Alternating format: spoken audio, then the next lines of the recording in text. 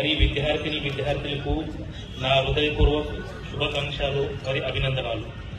దేశమంతా ఆనందోత్సవాలతో గణతంత్ర దినోత్సవాన్ని పండుగలాగా జరుపుకునే పర్వదినం ఇది. మన జాతీయ పతాకం రేపరేపలాడుతుంటే మన అందరం హృదయాలు ఆనందంతో పరిశిస్తున్నాయి. ప్రపంచంలోనే గొప్ప ప్రజాస్వామ్యం దేశంగా భారత్ను నిలిపేందుకు భారతరత్న డాక్టర్ బిఆర్ అంబేద్కర్ గారి సారథ్యంలో రాయబడిన భారత రాజ్యాంగం జనవరి 26, 1950 రోజున అమల్లోకి వచ్చింది. ఇలాంటి పర్వదినాన్న దేశ స్వాతంత్ర్యం కోసం పోరాటం సాగించిన అమరవీరులకు, రాజ్యాంగ రూపకర్తలకు ఈ సందర్భంగా జోహార్లు అర్పిస్తున్నాను. జిల్లాలో అమలు చేస్తున్న వివిధ అభివృద్ధి పథకాలు, సంక్షేమం కార్యక్రమాలు ప్రగతిని మీకు వివరించడానికి సంతోషిస్తున్నాను. మన నూతన ప్రభుత్వం కొలువు తీరిక 2 పథకాలు అమల్లో చేయడం జరిగింది.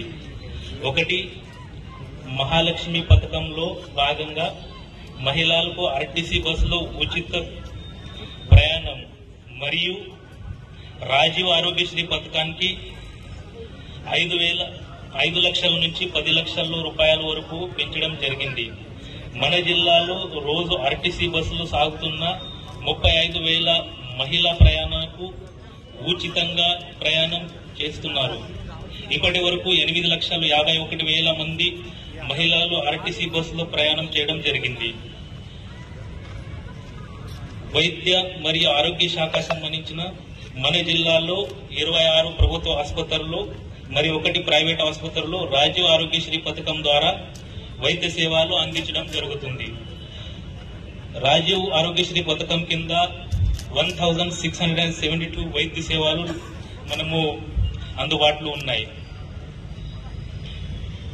ప్రభుత్వం చేరువుగా, ప్రజలు చేరువుగా పాలనలు అందించడానికి తెలంగాణ ప్రభుత్వం కట్టుబడి ఉంది. అందుకే ప్రభుత్వం ప్రజాపాలన కార్యక్రమాన్ని నిర్వహించడం జరిగింది. ప్రజాపాలన కార్యక్రమం మనకి 28 డిసెంబర్ నుంచి 6 జనవరి వరకు నిర్వహించడం జరిగింది.